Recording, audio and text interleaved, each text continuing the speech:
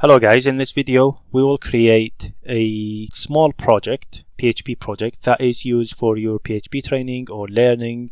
You might want to test stuff like PHP packages, or you want to create your own functionality to test, or you want to do whatever you like. So it's just a small project and you can have it as a modular piece of project rather than doing everything in PHP script, and it will just grow large and will be annoying. So let's get started on that. First of all, we need to create a folder, so make the PHP training, that's what I'm going to call it. Then I will go inside PHP training, and then inside PHP training I will call composer init. So composer init will create the project for me. So if I go to composer, from here, this link, you can download the composer and then make it up and running. You can follow this page, and then from there, once you have the composer installed, then you can start with this. So let's go ahead and create the project. So I will say composer init. Composer init will create me the package name. The package name is Alaa PHP training. I'll leave it as is. Description I don't need, just put PHP training. And then the author will leave it as is. Minimum stability, leave it. Type of package, I will make it as a project. And then license, no license. And then do I need to do anything here to install any dependencies? No. Do I need any required dev? No. Do you confirm? Yes. So I confirm now. Now I will have this created already. So if I open PHP Storm, so I have this PHP Storm. The only thing I have in is the composer.json, and this is the composer. This is how it looks like in the first beginning of creating this project. Now I don't have anything here yet, so I will create folder to where I put my stuff in. So I will create app code and then PHP training.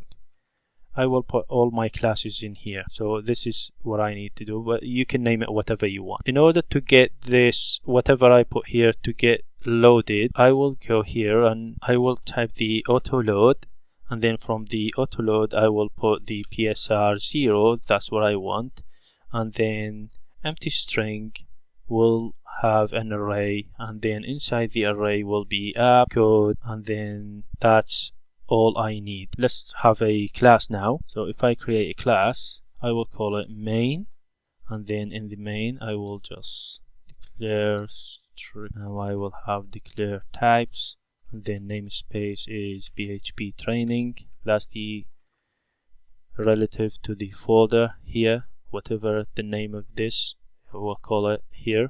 Now PHP training, then class main. I'll create a method says get title. We'll have a string return type, and then I will return PHP training. So this is method. Now this is all I need. In order to make this load, I will go to the command line and I'll call composer dump auto load. Once you do the auto load, you will have a vendor file. This will create the auto loading for the classes you put inside the PHP training. Now we creating that, we done the composer auto load. Now the second thing I need to do is to put a git ignore. So you don't need to commit the vendor module, the vendor folder. That's definitely you don't want to commit, and then the IDE of the IDE file, configuration file. So you don't need to commit this, and you don't need to commit this. Now you have done this. Yeah, so this is the git ignore. And now what I need to do is I will create a bootstrap. In the bootstrap file I will have PHP. Now in the bootstrap I will require once their vendor autoload. That's it. That's all I need to do in the Bootstrap. Once I've done this in Bootstrap, now I can have access to this main class from a shell script. In the shell script, I will create a shell. So shell.just shell. Now because I run this from the command line, that's why I'm calling it a shell. You can name it anything. Now you need to require once the Bootstrap, and then once you required it, you can have access to the classes in the main. So new main, and now echo main get title and put a new line after it. Now I have this shell, so if I run the shell phpf shell, now you can see I've got the output as PHP training, which tells me the auto loading already working and the project is good to go. Now I have this in the shell. I want to also configure it and create it for the web. So I will create a PHP file inside a public folder, and I will call it index. And then from the index, I don't need this, I will need just a PHP, and then I will create the title as PHP training, and I'll put a h1 tag and I'll call it PHP training as well. Now we have created this. If I go to PHP training, I need to use, because I'm using Valley, I need to make this secure because I like using secure. So secure, I like secure URLs. So PHP training, and this will create a secure URL, so like SSL. Now funny, I'm using the PHP 7.3. I will need to switch to 7.4. Now we switch to 7.4. Now I will need to access it from here, php training.test, and this is where I get is a PHP training and then PHP training. So now it's working. The URL or the web is working. Now what I need to do is use the main file here. So what I'm gonna do is PHP and then close the tag. I put the PHP tag and then close it. First of all, I need to define a base directory constant so I can use it. So I will call it like a base dir, and will be their name dir. Now this will give me the path to the PHP training.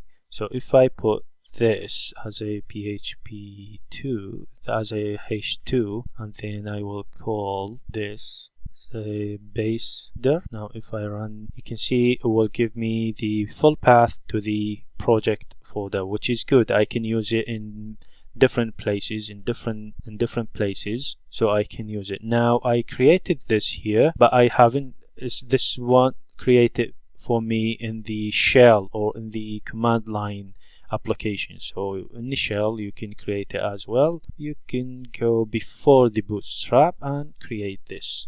So this will be shell based dir.